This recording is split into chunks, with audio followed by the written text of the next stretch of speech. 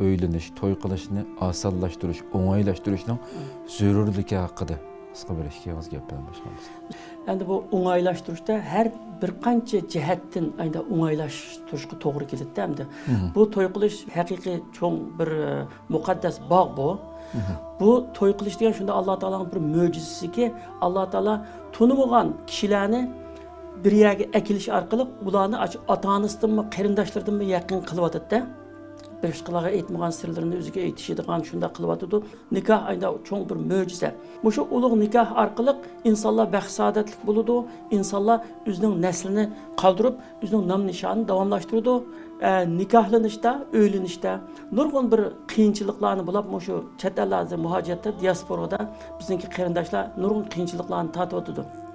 Biri o'ziga loyiq bir keladigan, loyiqni topolmaslik. Biri iqtisod yetkazolmaslik, biri shartlarning jiq qo'yilishi. Endi buni ota-onalarning mo elgi shartlarni jiq qo'yib olmasligi, qiz yigitlarning bisi-bisidan talabni ko'p qilmasligi to'yni nihoyat jiq yeniglashtirdi.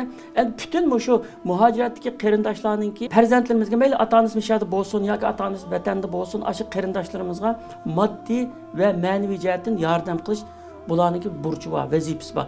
Bu dini ve milli mecburiyet hem de bu.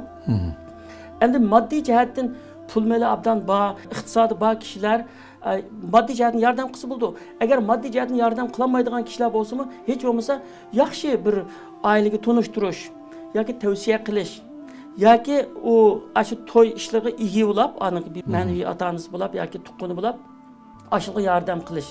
Endi bunun da toy chiqimini nayt bek yenik qilishga to'g'ri keldi.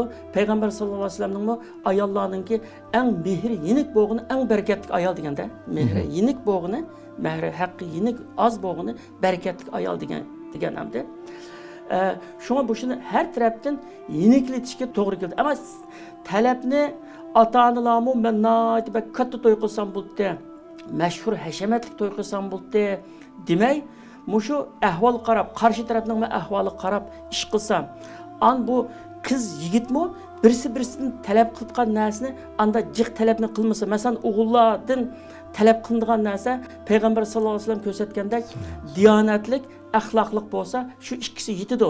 Endi hozirgi zamonda diyonatlik, axloqlik ve işcan bo'lsa, bir ishi bo'lsa, mayli uning uyi bo'lmasimi, mashinasi bo'lmasimi, yoki jiq puli bo'lmasimi, ashuning o'zi yetadi.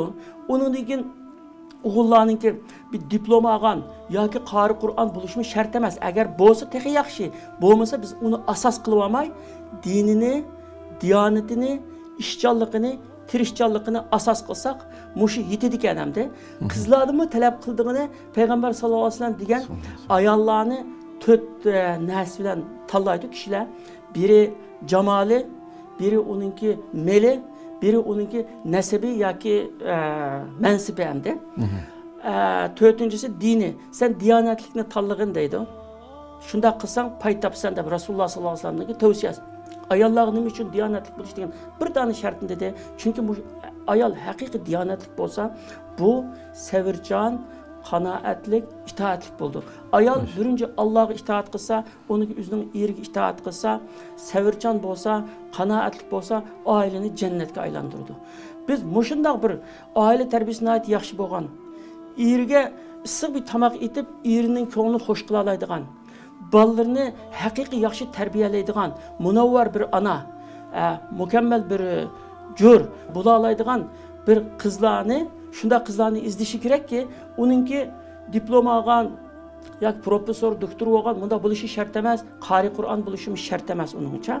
Tekin bo'lsa yaxshi, bo'lmasa, aşı dindarlık, haqiqiy dindarlık bo'lsa yetadi.